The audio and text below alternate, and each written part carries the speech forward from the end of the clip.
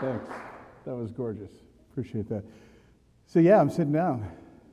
I'm in jeans, a little comfortable. Wanted to try something different today, and I didn't want to be in the pulpit. In fact, for the next few weeks, Robin and I think we're going to kind of be here doing some different kind of work. We spent the summer with Diana Butler Bass's book, A People's History of Christianity, The Other Side of the Story. 13 weeks of looking at church history instead of through the eyes of the orthodoxy of the church, instead looking at what people have done with the way of Jesus, not necessarily connected to a large organized church structure. So to finish our book, I don't want to give short shrift to it. She does have a final chapter where she talks quite a bit about Henry Nouwen, a great, relatively modern theologian, and his work with the spiritual life. Modernity saw in humanity, saw in us, the desire for certainty. Certainty. We wanted to be sure of things. We still do. It's just human nature. We want to be able to say, this is a sure foundation on which to build whatever, a house or a theology, a philosophy, a hygiene pantry, whatever you're going to build on your foundation. What Henry Nouwen and other this is going to be a lot of fun, isn't it?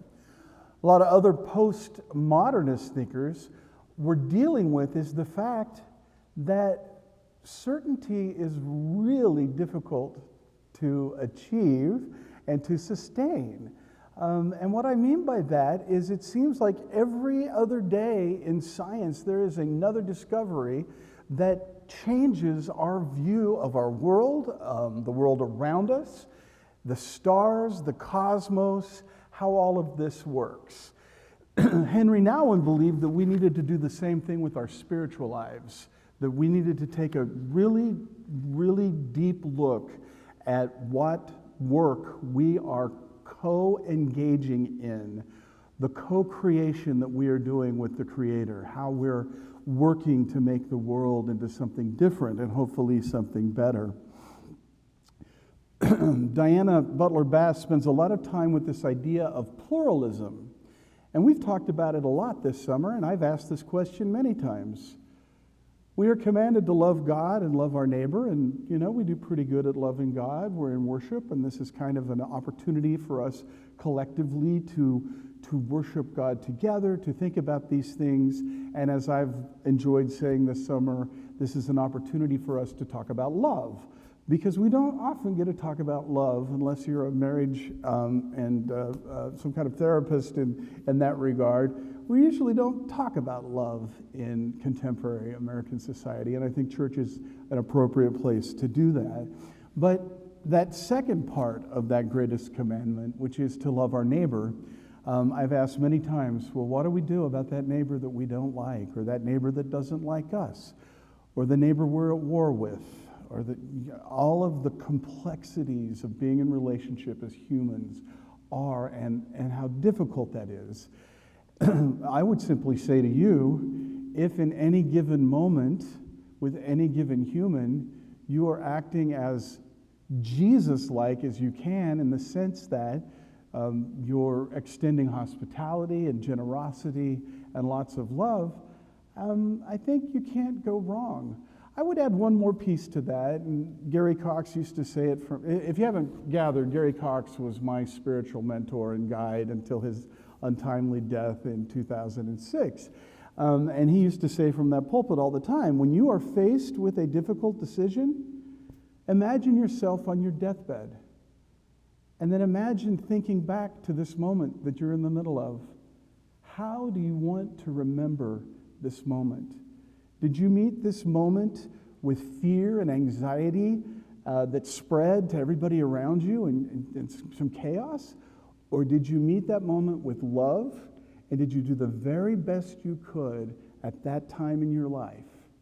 I think sometimes we don't give ourselves enough credit for some of those decisions we've made that Yeah, maybe it was a mistake, but I did the very best I could with the knowledge I had at that time.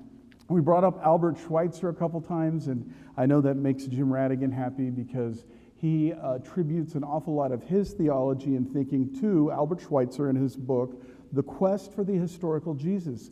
This was the first time in our modern era that a book achieved this level of fame and literally rocked the world. All he set out to do was to prove that there was a man named Jesus of Nazareth who lived in first century Palestine, and he worked from that instead of the Jesus Christ of the church, and trying to get us to think about two different things: Jesus, the man and his teachings, and Jesus the Christ, who has become a replacement, a substitute, part of the Godhead, depending on how you view the Trinity. You get these two differing views.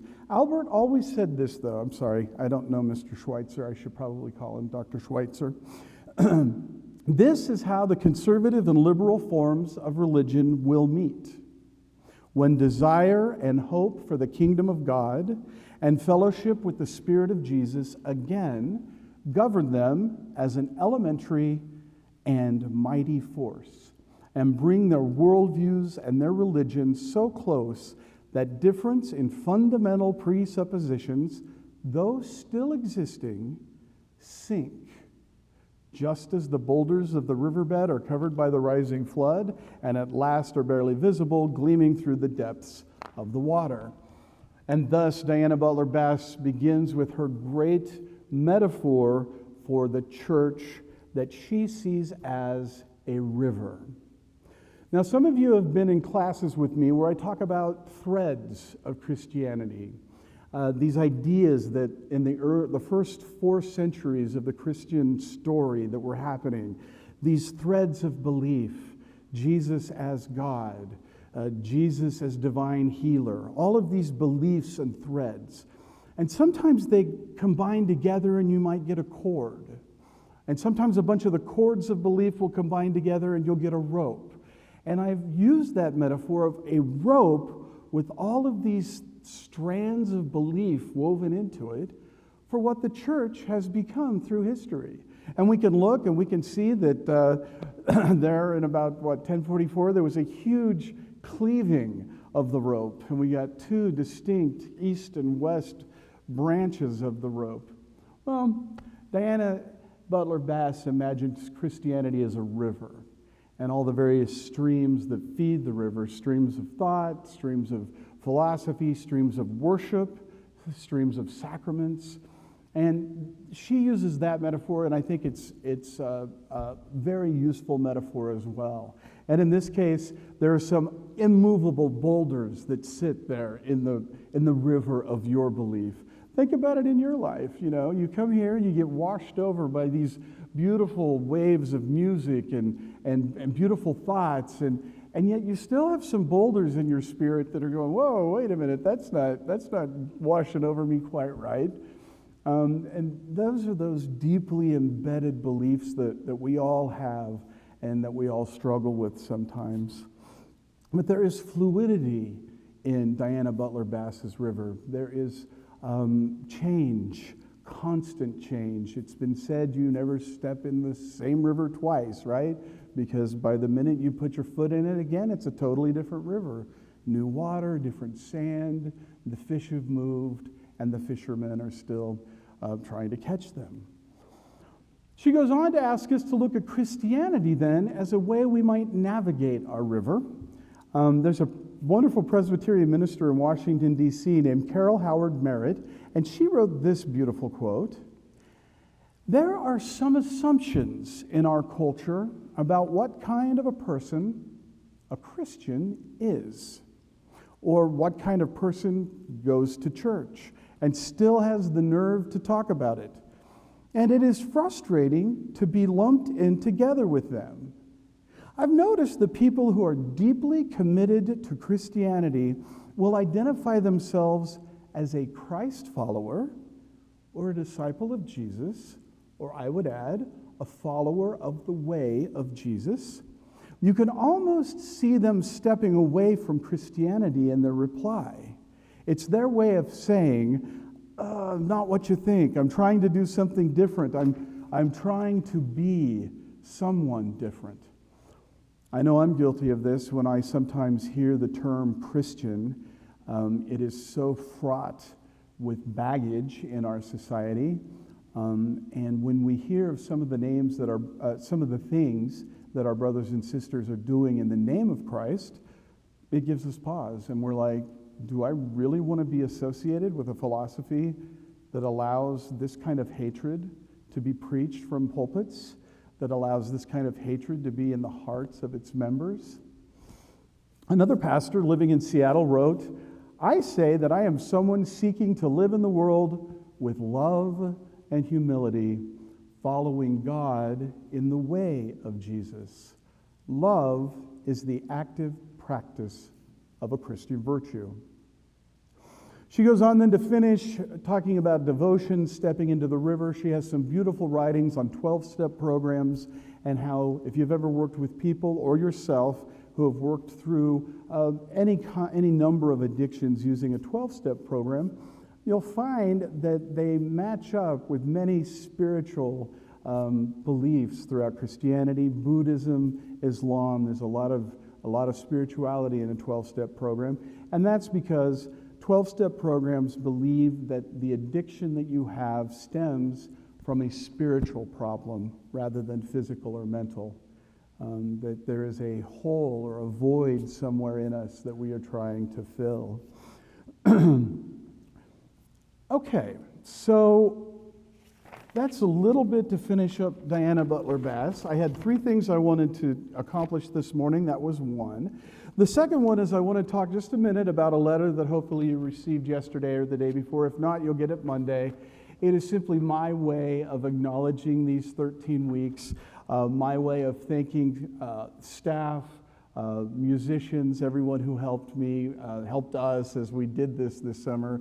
Special thank you to the worship board and the Christian Ed board for helping find people for our Christian life moments that Pat did this morning, or our children's sermon that Bucky Walters did this morning. And I'm so grateful I didn't have to follow directly after Bucky. I'm always grateful for that.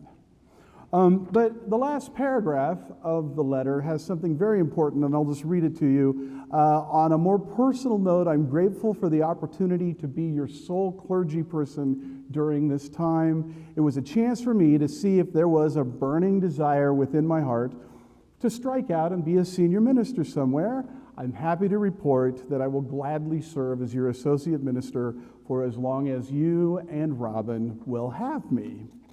All right. So, where are we?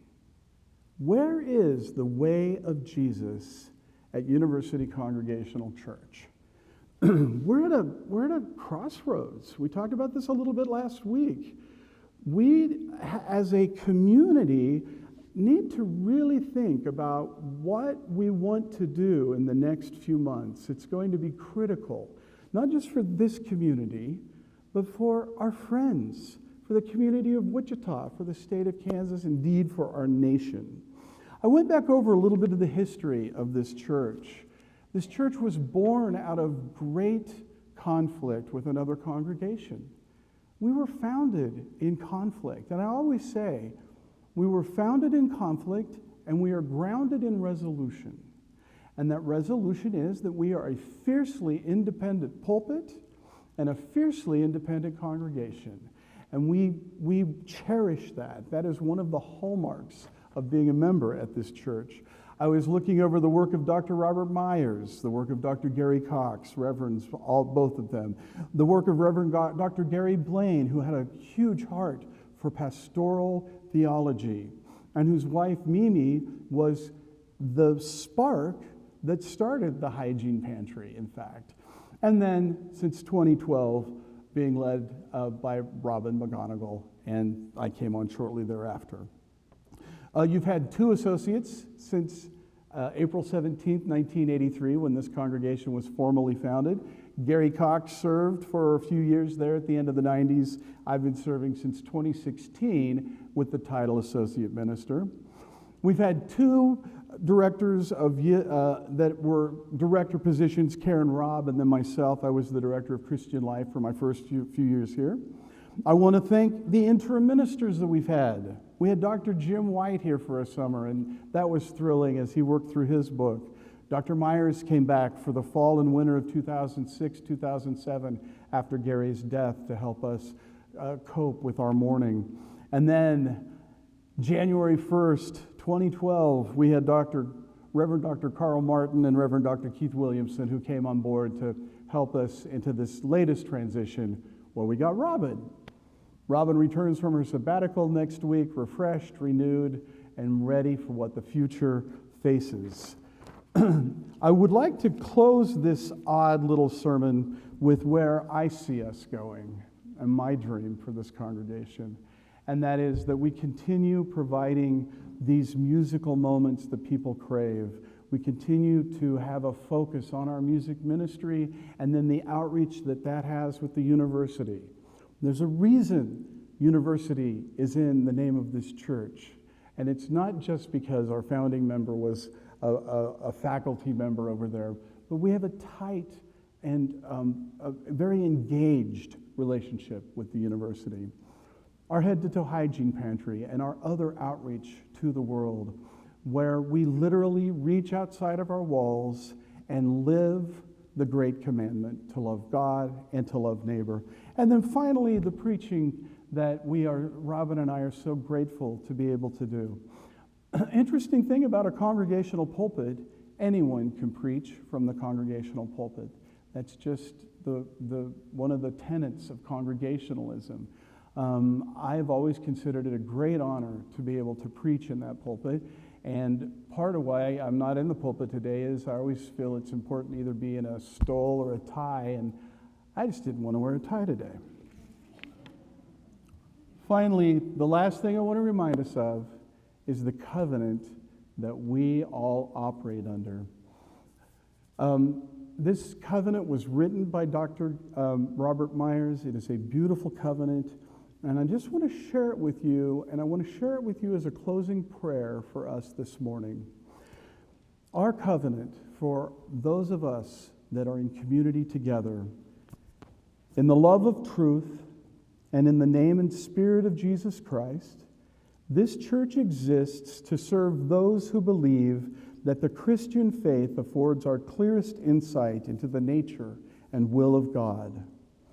Accepting that faith as our guide, we join with one another to worship and work so that peace, justice, and brother and sisterhood may prevail in the world. What a beautiful thing. What a glorious place. I'm honored to be your associate minister, and I cannot wait to see what this community does next. Amen.